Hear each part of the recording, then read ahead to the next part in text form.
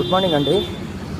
మనలో చాలామంది ఎక్కువగా ఇష్టపడే దేవుళ్ళలో రాముడు అండ్ హనుమాన్ ఆంజనేయ స్వామి ఎక్కువగా ఉంటారు.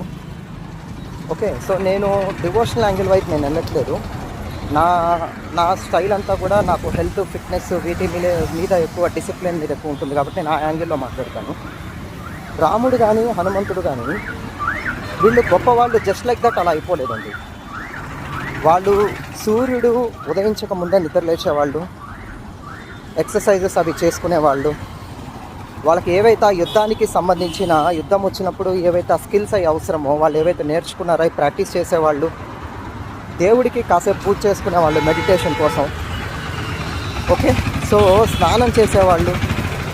మనకి ఇదంతా కూడా చాలా ఎర్లీగా చేస్తారు, ఉదయం వేయంగానే, సూర్యుడు కూడా ఉదయించక ముందే.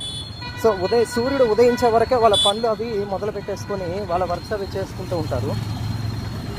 ఓకే, ఈ విధంగా వాళ్ళు చేయబట్టి, వాళ్ళు డిసిప్లిన్డ్గా ఉండబట్టి వాళ్ళు చేసే పనులు కూడా ఆబ్వియస్లీ గొప్పగానే ఉంటాయి. ఎందుకంటే వాళ్ళు గొప్ప పనులు చేస్తున్నారు కాబట్టి, ఆ గొప్ప పనులు చేశారు కాబట్టి వాళ్ళు దేవుళ్ళు అయ్యారు.